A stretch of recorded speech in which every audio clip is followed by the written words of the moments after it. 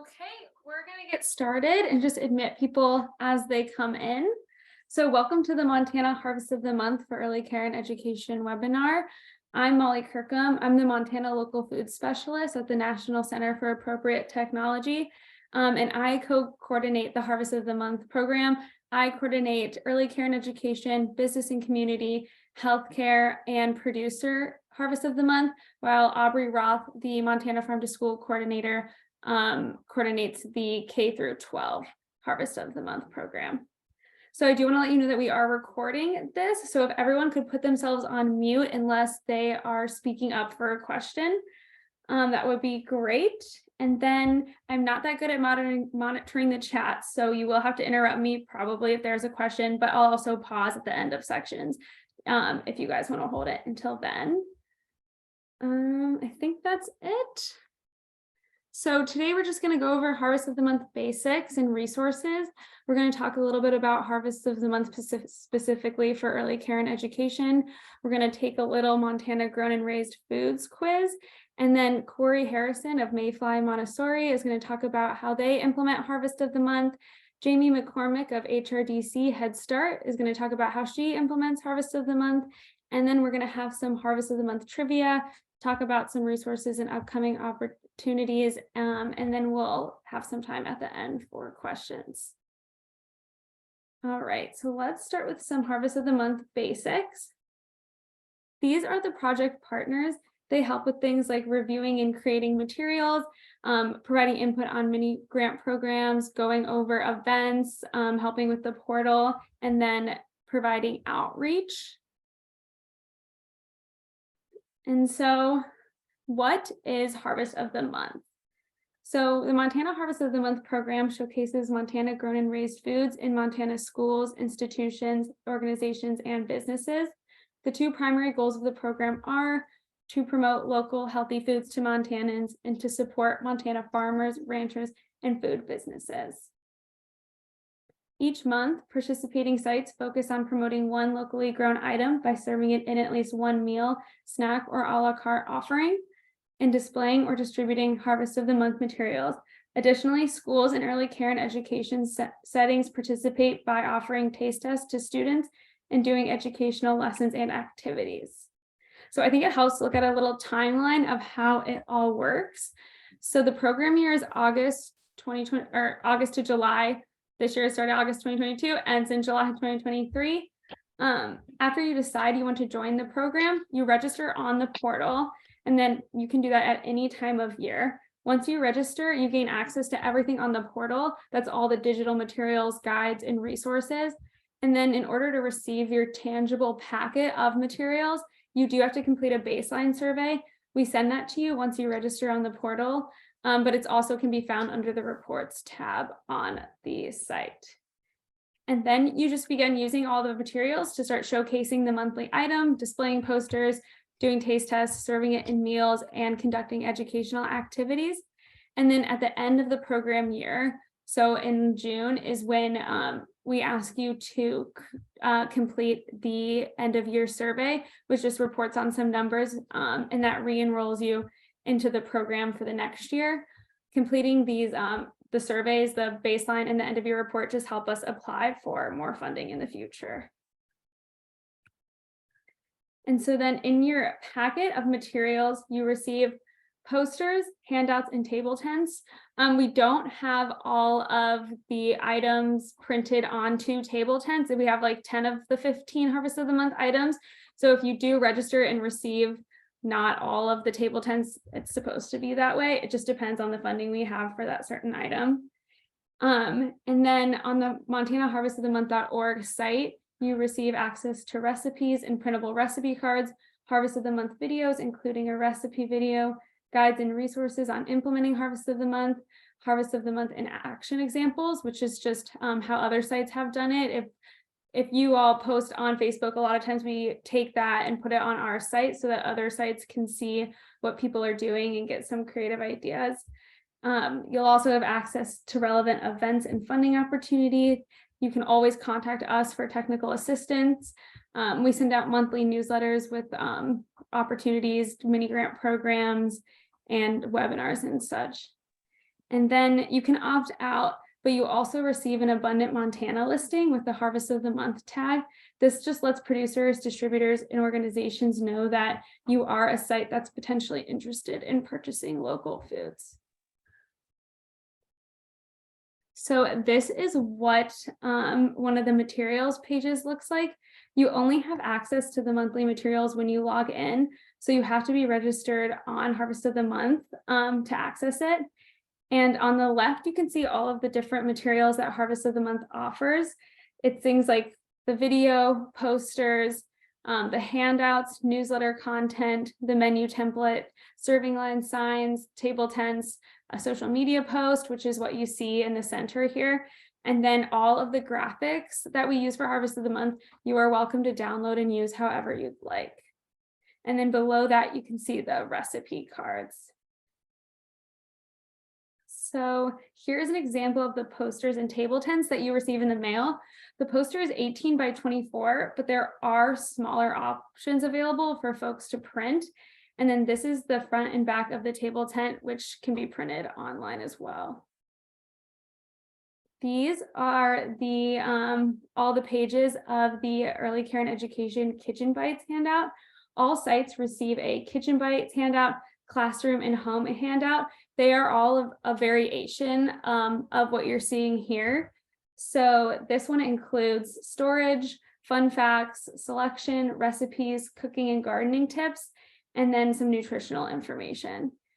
These are great to have in your kitchen area where people are eating or like a cafeteria or cafe.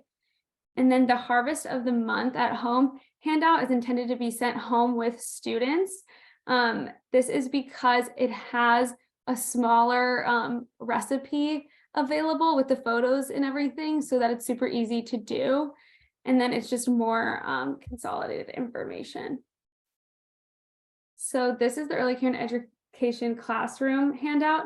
This includes one educational activity for ECE age children to learn about the monthly item.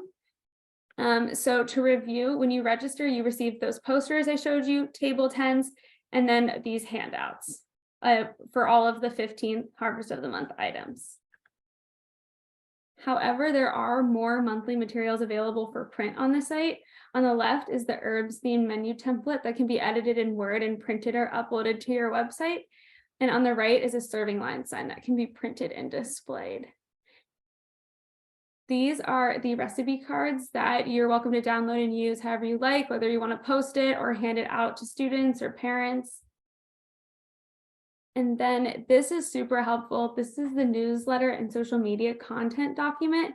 This is full of ready-made posts for Facebook, Instagram, Twitter, or your newsletter.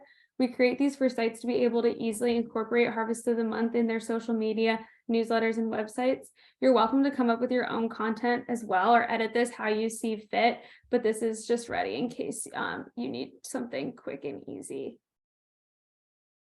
All right, so this is the calendar this year. We don't change it every year, but we tend to switch things around if we have produced content for a new item. In 2022, we created herbs. So we took out winter squash and replaced it September with herbs. The retired items are on the right. They're not on the calendar, but on the site below the calendar, you can click on kale, summer squash, or winter squash and have access to all those monthly materials I just showed you. And we do still send you the tangible handouts and posters for those materials. We encourage following the calendar just because it's great to be able to post with everyone during the same month. But if you want to switch it up, you should totally feel free to. For example, sometimes in August, cherries are hard to come by. Well, Montana cherries are hard to come by, especially last year. So a lot of sites did summer squash because it's so abundant during August. All right, so Harvest of the Month is offered for producers, healthcare, business and community, early care and education, and K-12 schools and after-school programs. Today, we're focusing on the early care and education requirements. The general requirements for early care and education sites are to form a team, showcase the item each month, promote to your outlets, and participate in evaluation. Your team should have a team lead, and we recommend including the director, administrators, teachers, and food service professionals. Any one of these positions can be the team lead. However, many ECE sites, especially many of the Harvest of the Month ECE sites, are entirely run by 1 or 2 people. If this is the case, we recommend reaching out to parents, producers, food and ag nonprofits, organizations like the FFA and MSU, and master gardeners or garden clubs to be a part of your team.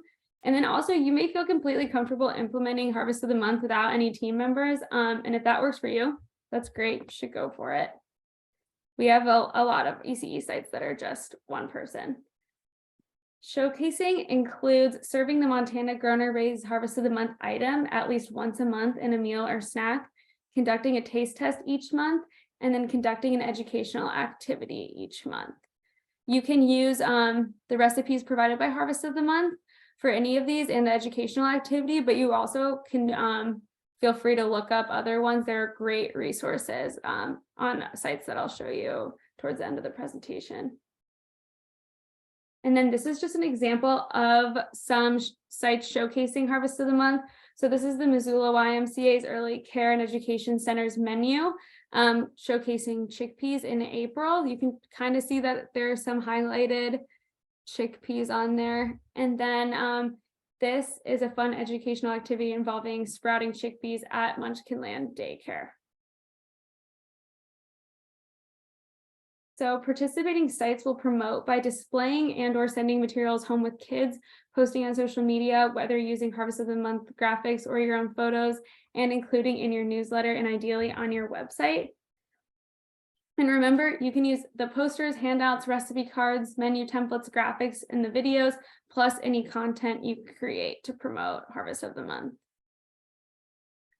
And then lastly, as we talked about before, sites must complete the baseline survey after registering and the end of your report to enroll in the program each year. Some recommendations we have for sites are to form a team just in case you're not there to implement it or there's staff turnover. It helps to have a team to at least 1 person stays on that knows about Harvest of the Month. Get 4-H, MSU Extension, FFA, and other community organizations involved. I've worked with MSU Extension in a variety of counties to do like big Harvest of the Month days, and those are really fun. Ease into Harvest of the Month and do what you can. If you can only hang up the posters 1 month or send kids home with recipe cards, that's completely fine. We know sometimes there's limited capacity. Document your Harvest of the Month activities with photos and videos. Those are awesome because then we can repost them. Feature Harvest of the Month as a monthly section in the newsletters. That just makes it easy and a habit. Make sure all staff and parents know about Harvest of the Month because they might want to be involved. Creating a consistent schedule. Some sites have found that this is helpful to do like Fresh Food Fridays or do a taste test on this same day every month. Just consistency with students, parents, and producers. And then read the Harvest of the Month newsletters because there are a lot of funding opportunities in there. And follow social media. Harvest of the Month, Abundant Montana, Montana Farmers Union, and Montana Farm to School are all great accounts to follow. And then post on social media and make sure if you do, you tag MT Harvest of the Month or send directly to me so I can share it on our Harvest of the Month in Action page. And these are the resources I was talking about earlier. We have some extra ones on montanaharvestmonth.org. The Montana Farm to School site has an ECE page with good resources. Abundant Montana, if you're looking for local food, is the place to go. Kids Gardening has great grant opportunities and activities. And then farmtoschool.org, the Early Care and Education site, has all of the states, every state's early care and education resource, farm to early care and education resources compiled onto their site. And that's an active page, so they're adding stuff all the time. Grown and Raised Foods quiz. So this was made using the Did You Know sections of the Harvest of the Month handouts. So everyone get out your chat box and we're gonna learn some stuff about Montana Grown and Raised Foods. Okay, so just type the letter of what you think the answer is. Montana is the #1 domestic producer of what pulse crop?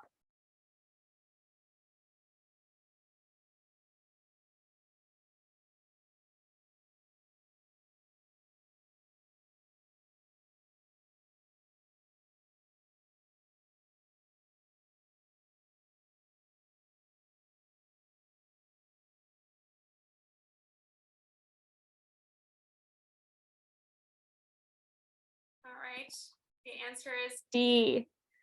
Montana is the #1 producer of peas and lentils in the United States and ranks 3rd in chickpea production. Which of these be careful, some of these are trick questions. Which of these cherry varieties are native to Montana?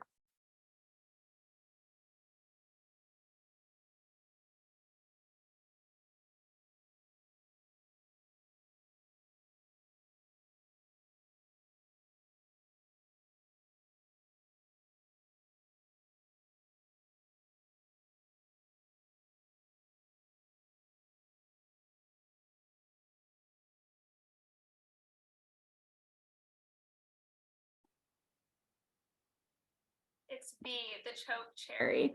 Flathead cherries are not a variety of cherry, but the name refers to all the sweet cherries grown in that region, and the flathead cherry industry was established in 1895. And then choke cherries are a shrub-like member of the cherry family that are native to Montana, that Native Americans have traditionally eaten the fruit and used other parts of the plant for medicinal uses. Okay, which of these vegetables is not a brassica?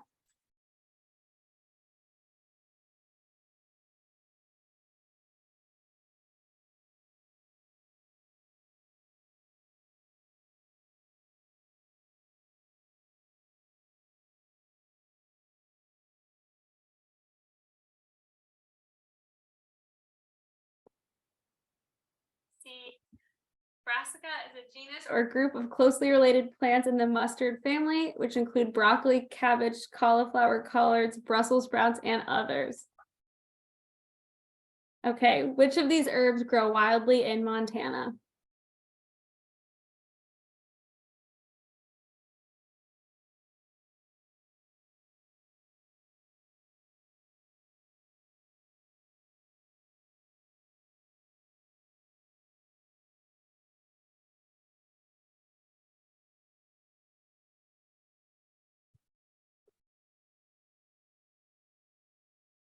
All of the above. And then traditionally, mint tea was so commonly drunk amongst Crow people that one of the Crow words for mint is the same as the word for tea. All right, and now thanks for doing that, guys. So those are just some of the things you learn using Harvest of the Month. But now I'm going to introduce Corey of Mayfly Montessori. Hey guys, my name is Corey. I run a group daycare in Missoula called Mayfly Montessori. I've been doing it out of my home for about 8 years. I've been a part of the CACFP for about 1.5 years. And I just started Harvest of the Month about 5 months ago. Next. We're a group daycare, so we have 15 kids a day. We practice the Montessori philosophy. We have a really big focus on being outside, and we love gardening. And we also love to walk around and look at all our neighborhood gardens. Next. We do have a small classroom garden in my backyard. We grow pretty simple things like tomatoes, carrots, cucumbers, lots of onions and garlic. And we did lots of basil this year. And the kids just love to get out and help plant and pull some weeds and harvest when things are ready. Okay. We do Harvest of the Month pretty simply in our classroom right now. I'm pretty new at it, and so mostly we just have the poster up, and then I write it by our monthly menus. And really that's all we have in the classroom right now. I have done some of the handouts to families. Our most successful way to talk about and try new vegetables is in circle time. This is a photo of us getting one of our CSAs from Western Montana Growers Co-op. And we really just sit in circle and talk about vegetables and peel some off and let kids try it. And that's the way they like it the best.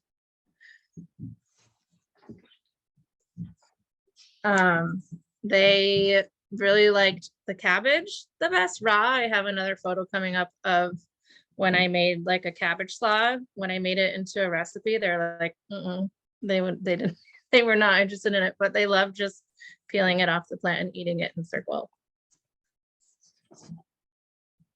Okay, this is just another slide of cute kids loving veggies. You can go to the next one.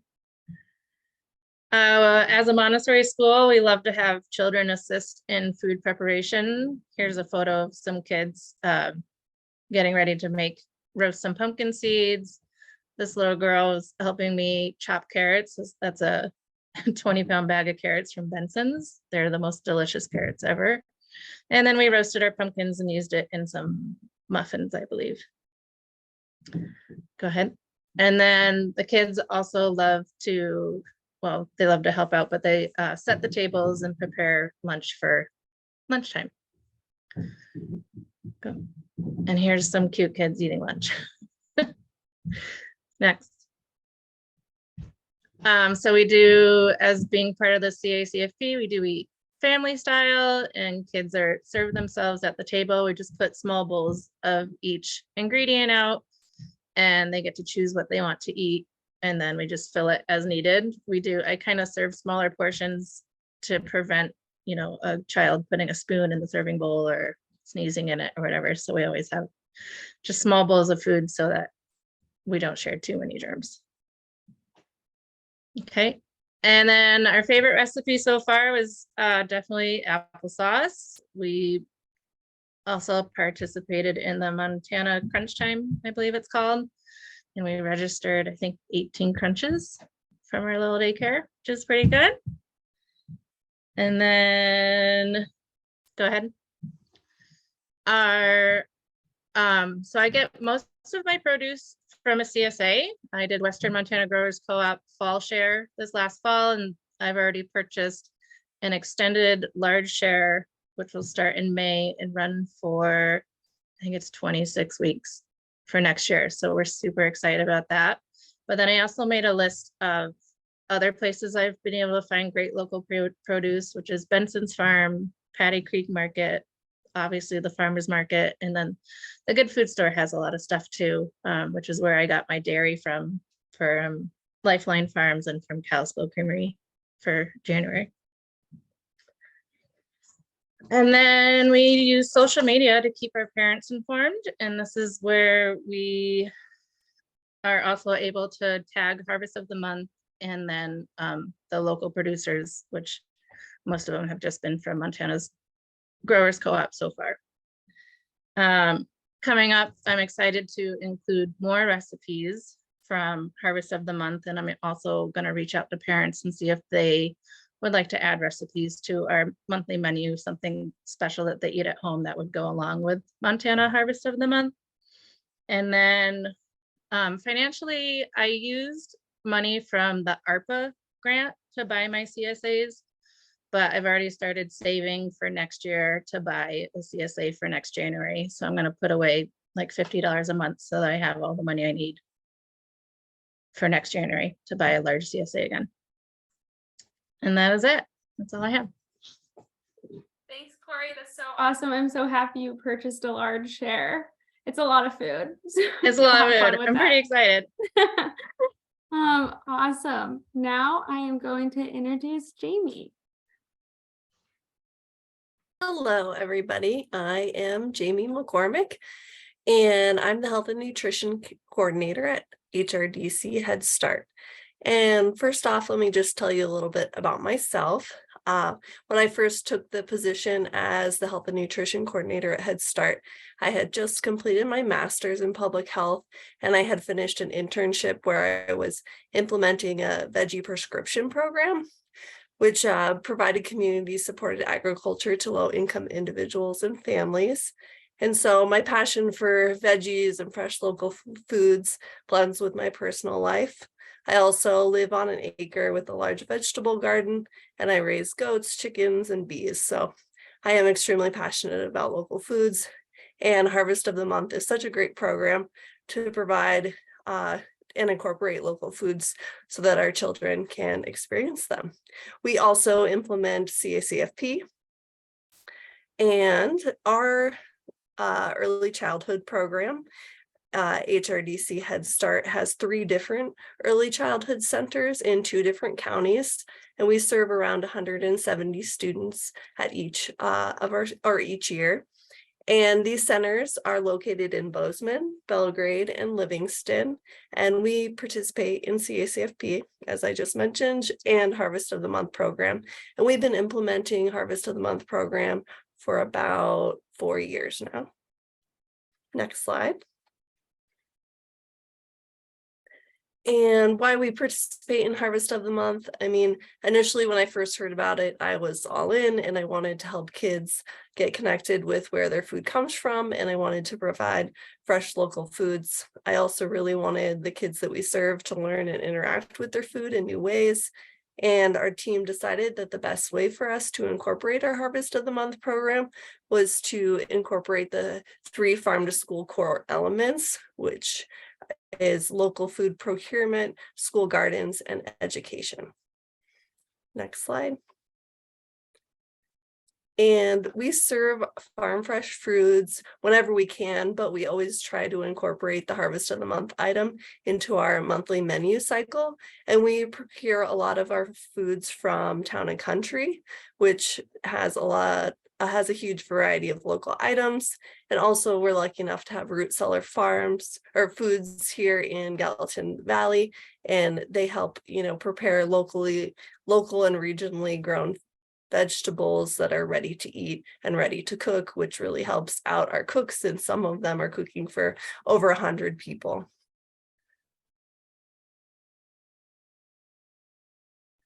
And for many areas in Montana, it might be difficult to start a garden due to the growing season, and that definitely holds true for our program. Also, our early childhood program is not year-round. Our program ends in June and then resumes again in September. So we do miss a bulk of the growing season. So as you can see in the first photo, that was May 28th, and our seeds had germinated, but they were not ready to harvest. But it still gives us an opportunity to teach about growing food, even if on a typical year we can't harvest it. But our staff does help keep the garden going throughout the summer. And then some of those cold weather crops could potentially still be available in September when school resumes. So then we can utilize those food items for our meals and taste tests. But due to the pandemic in 2020, we were actually able to run our preschool program through the summer. So fortunately for us and the children, we were able to harvest vegetables all summer long. And here are a couple of photos of kids harvesting little tiny carrots.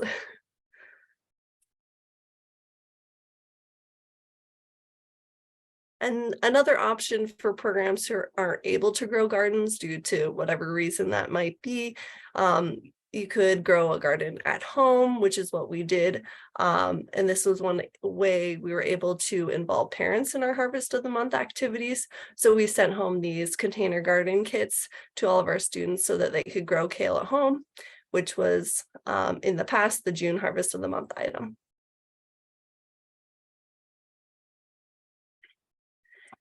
Additionally, we provide education around our Harvest of the Month items. So each month, all of our classes participate in nutrition activities. And this is just one of them here. And we used beets, which is the February Harvest of the Month item. And the kids pickled some vegetables, beets and carrots and radishes and a couple other things. And they even pickled an egg.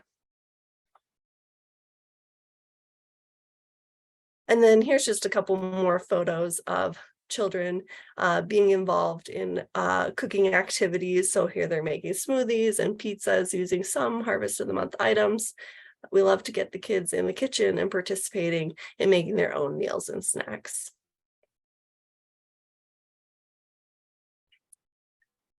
We also implement taste tests, and the first photo shows a poster that we created to document all of our taste tests throughout the year.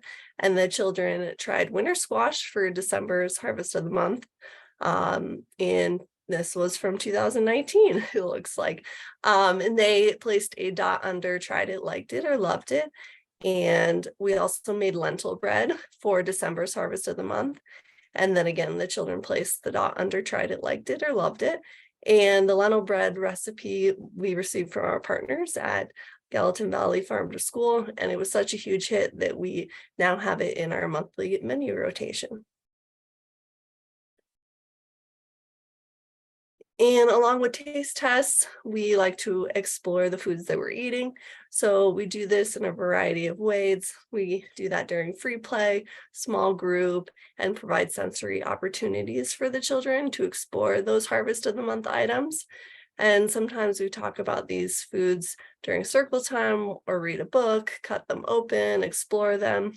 So this photo shows a lentil plant that was set out during free play time for kids to explore.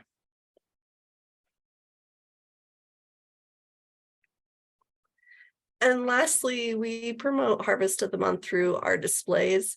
The first photo shows a parent display for grains, and it includes the Harvest of the Month poster, a bag of gluten-free grain options from a local producer, and a parent Harvest of the Month handout. And this is displayed as the parents walk into the building. And additionally, each month I create a menu that highlights our Harvest of the Month items that we're serving and provides a short description and some fun facts about the item.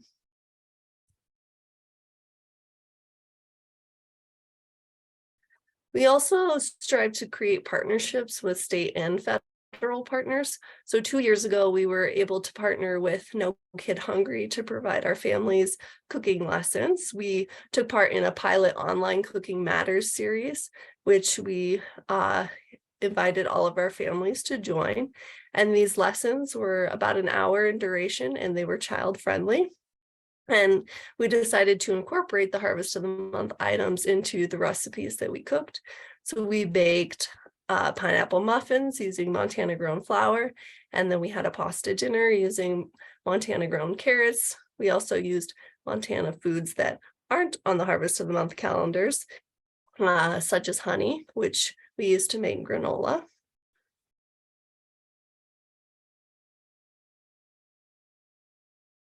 And each year we try to further develop our Harvest of the Month involvement.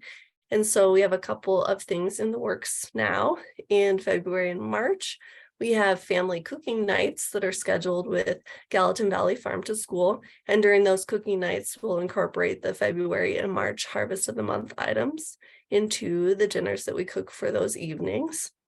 In addition, we are hoping to expand our connections with local farmers. So we'd like to incorporate some field trips to local farms into our curriculum and expand connections with local agriculture, which will deepen the children's understanding of where their food comes from.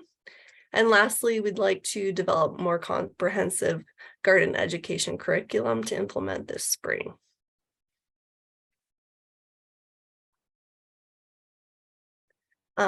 I hope that all of this inspires you to join the Harvest of the Month program, and that we can give you a couple of tools that get you started. So my contact information is here, so reach out to me if you need to. Thanks, Jamie. That was awesome. Does anybody have any questions for either Corey or Jamie?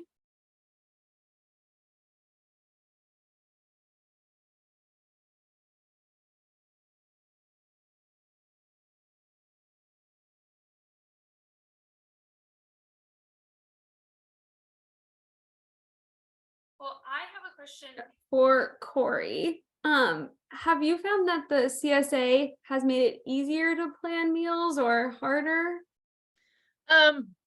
So it's easy for me. So I am kind of a one-woman show. I have 2 staff members, my coworkers. But cooking wise and shopping and planning menus, it's all on me. And so every week, the Western Montana Growers Co-op sends me what's going to be in my CSA. And so I just adjust my menu and my shopping around what I'm going to be picking up on Thursdays. Awesome. Yeah, so it's pretty easy for me because I just do it all myself. So. And then Jamie, I have a question for you. Was it is it ever a fight to get local food included in the budget? No, I mean, we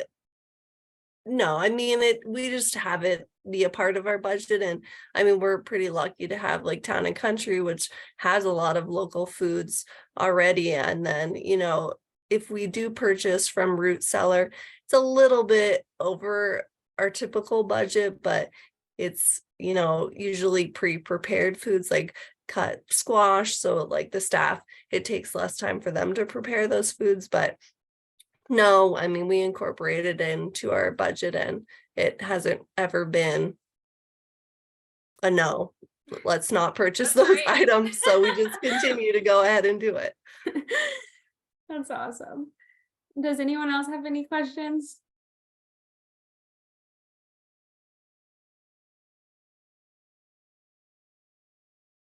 Okay, we're gonna finish it out with a little Harvest of the Month trivia to see what everyone's learned. So get that chat box out again. This should go by pretty quick. All right. Sites can request as many poster packets as they need. Just type a T or F for true or false.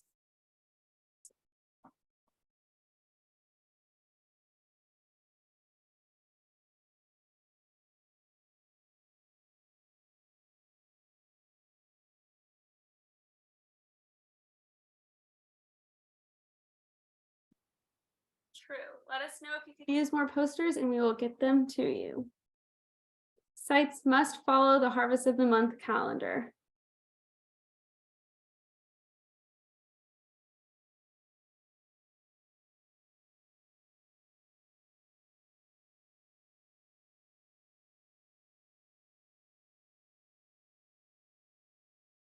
False. Do whatever works for you and use the archived items as well. Once I register for Harvest of the Month, I will receive the materials.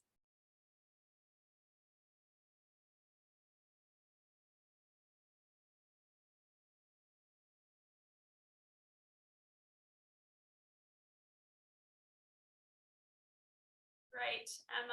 False. You must complete the baseline survey. You also must complete the end of year survey to re-enroll in the program and receive any new materials that we created that year. I can email Molly and ask where to source Montana chickpeas.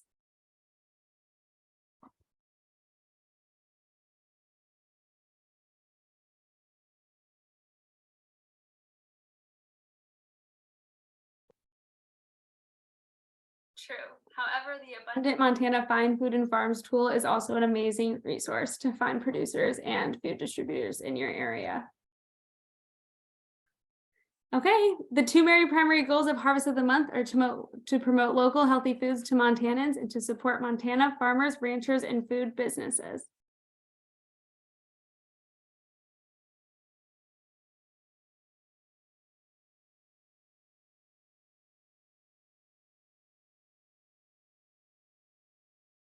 True. All right, and then I'm just going to share one upcoming event with you, and then we have some time at the end for questions if there are any.